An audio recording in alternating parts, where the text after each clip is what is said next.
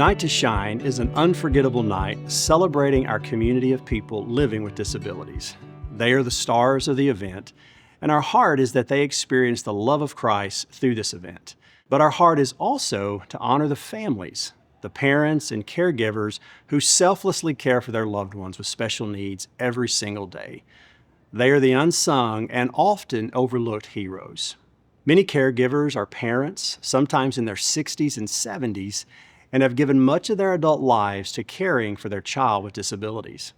Sometimes caregivers are neurotypical siblings who have stepped in to take care of their brother or sister with disabilities when parents are no longer able. Sometimes caregivers are aunts, uncles, and friends. They've committed themselves to caring for their loved one while also maintaining jobs, looking after other family members, and many other responsibilities. These parents and caregivers often will work tirelessly to ensure their loved ones are able to attend Night to Shine. They'll help them find something special to wear, help them get ready, and share in the excitement of the event. But they may also help them work through anxieties and fears about the evening. Not only are parents and caregivers providing this level of care and preparation for Night to Shine, but they do this every day of the year. And that is why Night to Shine is not just about celebrating our special guests with disabilities, but it's also about honoring the incredible parents and caregivers who give so much day after day. You know, in 1967, Aretha Franklin released a hit song in which she proclaimed that all she wanted was a little R-E-S-P-E-C-T, just a little respect. Well, today, parents and caregivers of individuals with disabilities not only want a little R-E-S-P-E-C-T, but they also desperately need a little R-E-S-P-I-T-E. They need some respite. And that's why we ask each host church to provide a space at Night to Shine where parents and caregivers can relax and enjoy a special experience of their own while their loved one enjoys the event with their volunteer buddy. We call this space the Respite Room. So what should your respite room look like? Well, ideally, this space is somewhere on site at the host church or your event space. But if such a space is not available, perhaps consider finding another location as close by to your event as possible. Consider creating a comfortable lounge-type space with plenty of comfortable seating in a quieter location where families can chat and connect, maybe enjoy a book or simply rest. Provide food. You know, being able to enjoy a meal without needing to monitor or assist their loved one with disabilities might be the biggest blessing of the respite room. Perhaps another local church in your community or organization would want to partner with your church and help provide the meal. You could also provide a coffee and dessert bar if a full meal is beyond the budget this year. You should also provide a host or MC and play some fun games or facilitate some creative ways to give away door prizes. Ask local businesses to donate gift cards for the event. Some great ideas might be gift cards to the movie theater, local restaurants, perhaps the bowling alley, an escape room, an ice cream parlor, a massage therapist, spas, hair salons, and so on. If you can swing it, go big and offer on-site chair massages from qualified massage therapists. Bring in salon professionals and offer hair trims and manicures. Just get creative and have fun with this. And lastly, provide gift bags for all the caregivers. These bags could include both fun things and practical things.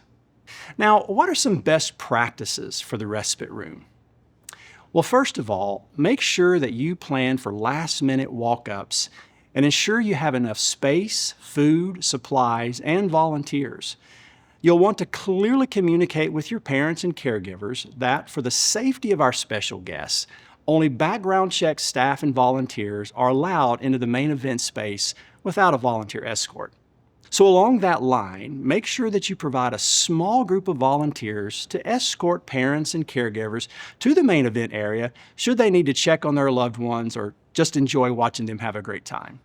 If possible, provide a private adult changing room / bathroom space near your respite room for those parents or caregivers who might need help with their loved one with toileting or changing.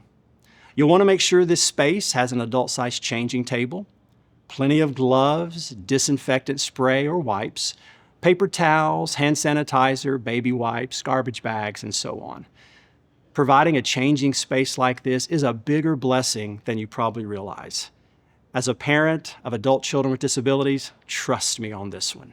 Provide some volunteers from local churches that would be available to talk and pray with any parent or caregiver that might desire this.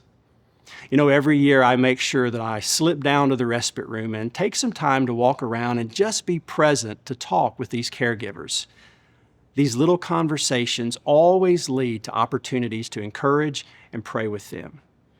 As always, more information can be found in your official Night to Shine planning manual.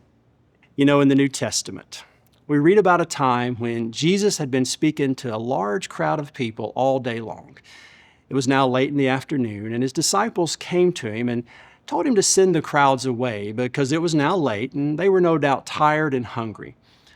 But instead of sending them away, Jesus looked at his disciples and he said, "You give them something to eat." This is and has always been Jesus' plan that his followers would see the needs of others and be his hands and feet to love and serve them well. This past year, we had a mom who was working so hard to get her 2 teenage boys, both who have autism, to attend Night to Shine. One of her sons was quite anxious about attending. You see, just a few months earlier, she had lost her husband to cancer. She's now a lone caregiver. She is grieving. She is overwhelmed. She is tired, and not just physically, but emotionally and spiritually. But she loves her sons, and she wanted them to be able to attend and have a great time. Not only were her 2 boys able to attend Night to Shine and have a great time, but she was also able to have a wonderful respite experience. As you prepare and plan to host Night to Shine for our wonderful friends with disabilities, please consider how you can also provide an amazing respite room for parents and caregivers. Thank you.